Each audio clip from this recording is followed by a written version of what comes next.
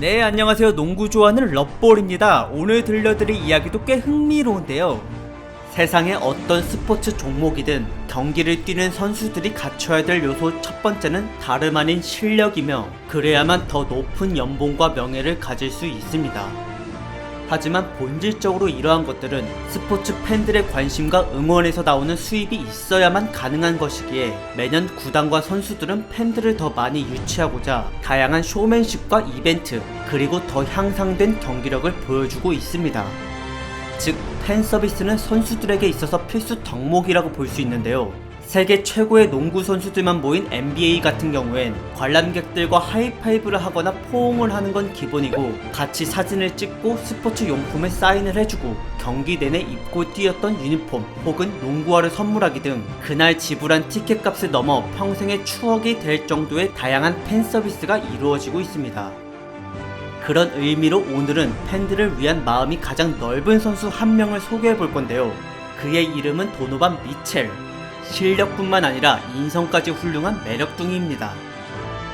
루키 때부터 벌써 팀의 에이스가 됐을 정도로 그의 잠재력은 어마무시했으며 게다가 팀원들과 잘 어울리고 평소 팬들과도 다정하게 소통하는 긍정적인 성격을 가진 덕분에 매년 많은 이들로부터 받는 사랑이 점점 커져만 가고 있는데요. 이번 영상에선 원래 농구로 성공할 생각이 없었던 그가 어떻게 이 자리에 올라와 팀을 지휘하는 리더가 되고 팬들에게 긍정적인 마인드를 심어주는 선수가 되었는지 한번 그 성공 스토리를 들려드릴까 합니다. 1996년 미국 뉴욕주의 엘름 스포드 도시에서 태어난 도노반 미첼은 90년대 초부터 프로야구 선수였던 아빠의 영향으로 어릴 때부터 구기 종목을 쉽게 접할 수 있었으며 그 중에서 농구공을 가장 먼저 가지고 놀았다고 합니다. 그리고 유년기에 그는 아빠 덕분에 농구뿐만 아니라 야구도 즐겨하게 됐는데요. 스포츠 DNA가 있어서 그런지 두 분야 모두에서 뛰어난 재능을 보였던 미첼은 학비가 매우 비싸 부자들만 다닌다는 그리니치 컨트리 데이스쿨 사립학교를 운이 좋게도 체육 특기생으로 장학금을 받으며 다닐 수 있게 되었습니다. 당시 이 학교의 흑인이라고는 거의 미첼 한 명뿐이었는데 그는 부잣집 친구들의 라이프 스타일과 으리으리한 저택을 보고 컬처 쇼크를 안 받을래야 안 받을 수가 없었다고 합니다. 왜냐면 사실 그의 아빠는 메이저리그 선수가 아닌 연봉이 적은 마이너리그 선수였고 그마저도 7년밖에 뛰지 못해서 경제적으로 집안 형편이 꽤 좋지 못했습니다. 바지가 찢어져도 새로 살 돈이 없을 정도로 가난했던 미첼은 상대적 박탈감을 느낄 수밖에 없었는데요. 그래도 씩씩하고 긍정적인 성격 덕분에 그는 인종과 경제력 상관없이 모두와 친하게 지냈고 한편으론 자수성가를 이루기 위해 프로 무대를 목표로 야구와 농구에 열심히 매진하였습니다. 그 결과 8학년 때 그는 학교에서 농구를 가장 잘하는 선수가 되었으며 점프력과 같은 운동 능력도 매우 훌륭했기 때문에 작은 키임에도 불구하고 덩크가 가능했습니다. 그러나 미첼의 1순위는 농구가 아닌 야구였기 때문에 고등학교에 진학을 하고 나서는 메이저리그를 꿈꾸며 투수와 유격수로 활동하였는데요. 하지만 어느 날 경기 중 불운의 사고로 손목이 골절되는 바람에 야구를 포기하게 된 그는 차선책이었던 농구에 인생을 걸기로 결심한 뒤 다른 고등학교로 전학을 가서 모든 걸 쏟아 부었습니다. 농구 황제 마이클 조던이 잠시 야구 선수로 활동했을 때의 등번호 45번을 달고 경기를 뛰었던 미첼은 마치 그분이 강림한 것 마냥 항상 활발한 움직임으로 상대 수비수들을 돌파하고 다녔고 내외가 가릴 거 없이 모든 유형의 슈팅을 쏟아댔는데 그 중에서도 가장 인상적인 건 바로 스피드로 치고 나가 높은 점프력으로 강하게 내리치는 그의 덩크였습니다. 이러한 눈부신 활약에 그는 전국대회에서 우승을 2년 연속 차지해냈었고 그로 인해 무려 15개 대학들에게 입학 제의를 받았는데요. 미국 고교 유망주들 중 43등에 랭크될 정도로 우수한 실력을 가지고 있었던 미첼은 루이빌 대학교를 선택하였습니다. 하지만 기대와는 다르게 1학년 때 동안 그의 위치는 그저 평범한 후보 선수에 지나지 않았고 결국 미첼은 NBA에 가지 못할까봐 울면서 두려움에 떨게 되었습니다. 그러나 그는 불확실한 상황에서 좌절을 하기보단 오히려 이를 악물고 매일 새벽까지 연습에만 매달렸고 이러한 피나는 노력은 드디어 2학년이 되고 나서야 선발로 발탁이 되면서 결실을 맺었는데요. 새로운 시즌이 시작되기 전 미리 부모님에게 앞으로 일을 하지 않으셔도 될 것이라며 자신은 반드시 성공하겠다고 먼저 내지르고 봤던 미첼은 그 말을 지키고자 마치 내일이 없을 것처럼 모든 경기에 최선을 다했고, 그 결과 전체적으로 실력과 기록이 많이 상승하여 NBA에 충분히 뽑힐 수 있다는 평가를 받게 되었습니다. 비록 처음엔 키가 작아서 예상 순위가 20대 중반이었지만 테스트 기간 때 여러 팀들을 찾아가 자신의 기술들을 직접 보여줬던 미첼은 곧바로 많은 팀들에게 관심을 받게 되었고, 마침내 13번째로 지명을 받음과 동시에 트레이드를 거쳐 유타 재즈의 유니폼을 입게 되었습니다. 꿈에 그리던 NBA에 입성한 도노반 미첼. 하지만 막상 소속팀은 위기의 상황에 처해 있었습니다. 지난 7년 동안 유타 재즈를 이끌어왔었던 고든 헤이워드라는 핵심 득점원이 방금 팀을 떠난 상태라서 유타는 망연자실하는 중이었고, 그의 빈자리를 채워줄 인재가 절실했습니다. 그리고 그때 당시 미첼은 키가 185cm밖에 되질 않아서 대부분 그를 무관심해하거나 부정적으로 보고 있었습니다. 그러나 이때 무명 혹은 루키들의 기량을 시험해볼 수 있는 서머리그 경기에서 미첼이 모든 부정적인 평가를 뒤집어버렸고, 여기서 그는 평균 28득점으로 공격에서 1등을 먹음과 동시에 수비에서 또한 평균 스틸 6개로 최고의 활약을 보여줬습니다. 키는 작더라도 무려 208cm나 되는 말도 안 되는 팔 길이를 가진 덕분에 불리하다고 여겨졌던 짧은 신장은 더 이상 문제가 되질 않았고, 게다가 수비에서만 쓸모가 있을 것이라고 평가받던 그가 이렇게까지 공격에서도 빛을 발하니 유타 입장에서 너무나도 기뻤습니다. 그래서 미첼은 정규 시즌이 시작되자마자 잠시 8경기만 벤치로 쓰인 뒤 곧바로 주전 자리를 받게 되었는데요. 비록 루키임에도 불구하고 팀의 득점을 책임져야 하는 엄중한 위치에 놓여 부담감이 컸겠지만, 오히려 그는 할 수 있다라는 말을 반복하며 긴장을 풀고 자신감 있게 코트를 밟았습니다. 그러자 강팀들을 상대하더라도 승패와 상관없이 그의 득점력은 매경기 상승 곡선을 타며 올라갔고, 이러한 발전과 다이나믹한 활약으로 전세계 시청자들을 놀래킨 미첼은 2017년 12월 1일날 다른 핵심 멤버가 빠져있는 상황에서 혼자 41득점을 몰아붙이고 승리를 따내는 쾌거를 이루어 또 한 번 모든 팬들을 들썩이게 만들었습니다. 이에 감독은 계속해서 미첼을 위한 전술을 짜주고 다른 팀원들에게 하여금 이 어린 선수에게 패스와 스크린 몸빵을 아끼지 말라고 지시하였는데요.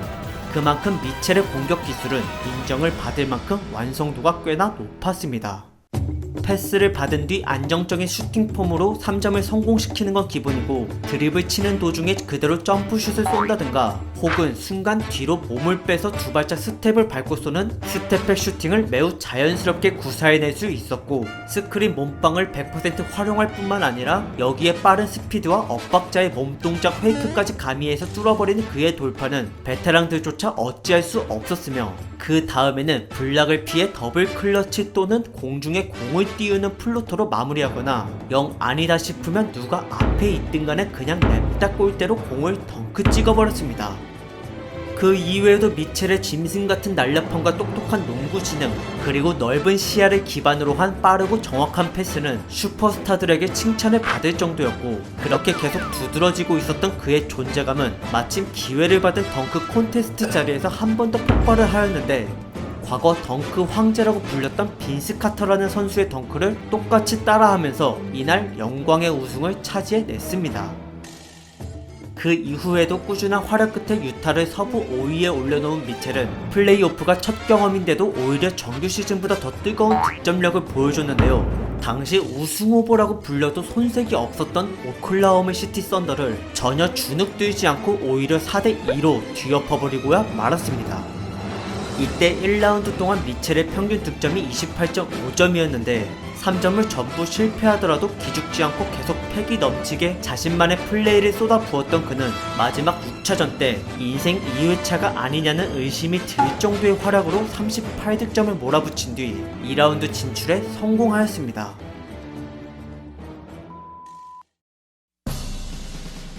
유타의 새로운 바람을 불러일으키고 자신만만하게 오클라호마를 꺾은 뒤 2라운드에 오른 도노반 미첼은 슈퍼스타 제임스 하든이 이끄는 휴스턴 로켓츠 팀과 마주하게 되었습니다.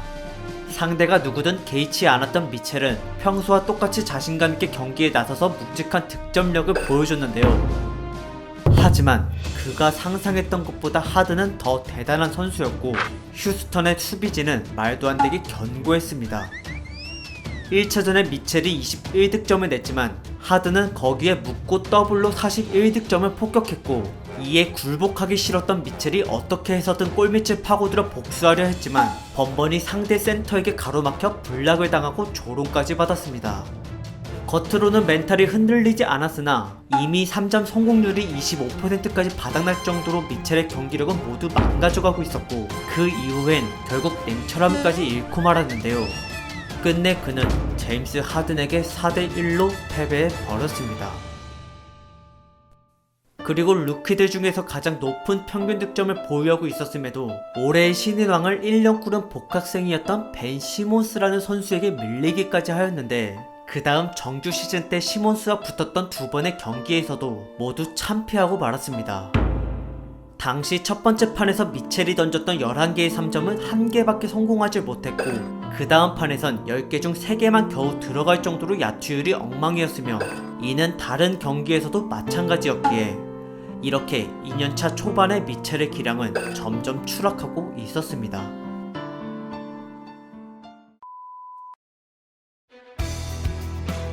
커리어가 위기에 빠졌지만 이대로 무너질 수 없다고 생각했던 미첼은 선배들에게 조언을 받고자 했었고, 당시 은퇴를 앞두고 있었던 16년차 슈퍼스타 드웨인 웨이드에게 전화해 슬럼프를 극복하는 방법부터 시작해 여러가지 상담을 무려 2시간 동안 받았습니다. 그러고 나서 놀랍게도 미첼의 경기력은 다시 살아나기 시작했는데요. 1월부터 본격적으로 매서워진 그의 공격에 많은 강팀들이 또 맥을 못 추리게 되었으며, 이젠 20득점을 넘는 거는 기본이고 30득점까지 연속으로 뽑아냈던 미첼은 기어코 커리어 하이 46득점을 2번이나 달성해내고야 말았습니다. 기존의 상대를 굴욕감에 빠뜨릴 정도로 절도 있고 날카로웠던 드리블 돌파는 더욱더 완성도가 높아졌고, 덩달아 슈팅 성공률과 어시스트, 그리고 평균 득점 부문에서도 1년차보다 발전을 이루어냈습니다. 그렇게 또 미첼 덕분에 서부 5등으로 플레이오프에 진출한 유타는 하필 또 제임스 하든의 휴스턴과 맞부딪혔는데요. 평소 강심장인데도 불구하고 1년 전 트라우마가 남은 건지 아니면 아직 경험이 부족한 건지, 2연속 득점왕 타이틀을 가지고 유타의 수비진을 농락하고 있었던 제임스 하든에게 약이 올라 저번처럼 이성의 끈을 잃고 마른 미첼은 계속해서 난사를 해대며 무리수를 던지고 말았습니다.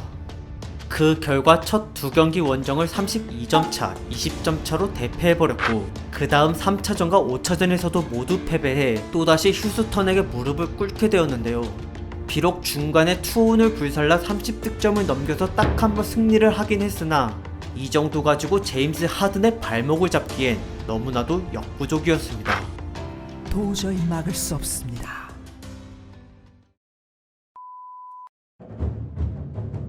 최선을 다했지만 아무것도 못한 채 2번이나 참패를 겪은 도노반 미첼.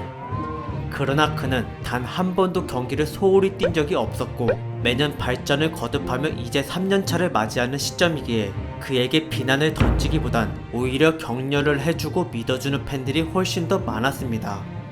그리고 결과에 상관없이 이러한 응원을 받는 데에는 또 다른 이유가 존재하는데요. 그건 바로 진심으로 팬을 사랑하는 미첼의 따뜻한 마음 덕분이었습니다.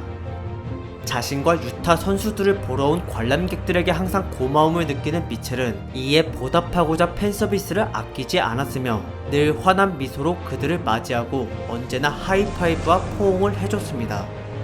또한 어린아이들에게 유니폼과 신발을 선물해 평생에 잊지 못할 소중한 추억을 안겨주었으며, 많은 사람들에게 사인을 해주더라도 한 명 한 명에게 가벼운 농담이나 덕담을 한마디씩 해주었습니다.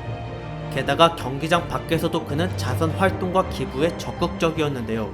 어릴 때 찢어진 자신의 바지를 보고 새로 사입을지 굶어야 할지를 고민할 정도로 궁핍한 생활을 했었기 때문에 이러한 부끄러운 경험을 똑같이 겪고 있는 다른 사람을 도와주고자 어린아이들에게 필기용품을 나눠주고 학비를 지원해주기도 하는 등 다양한 사회공헌 활동을 하였습니다. 뿐만 아니라 그 외에도 그는 암투병 중인 아이에게 희망을 주고 싶어서 경기장으로 초대한 뒤 그날 투혼을 보여주었고, 최근에는 인종차별 피해를 받은 학생에게 직접 문자와 티켓을 보내 경기장에서 그를 위로하고 선물과 용기를 주었습니다. 비록 팬이 아닐지라도 돈이 없어 곤란한 처지에 있는 사람들을 도와주기도 했었는데 슈퍼마켓에서 결제를 대신 해주거나 스마트폰 수리비 비용을 내주기도 하였습니다. 이 밖에도 미첼의 팬서비스 및 사회공헌 그리고 선행은 많이 이루어졌으며 이는 지금까지도 계속 이어지고 있는데요. 어려운 상황에 처해 있더라도 그 순간은 잠시뿐일 것이라며 항상 긍정의 에너지를 불어넣어주고자 하는 도노반 미첼은 계속 스스로 발전하는 모습을 몸소 보여주며 많은 전세계 팬들에게 희망을 주고 있습니다. 네, 준비한 영상은 여기까지고 시청해주셔서 감사드리며 더 좋은 주제로 돌아오도록 하겠습니다. 재밌게 보셨으면 구독 부탁드릴게요.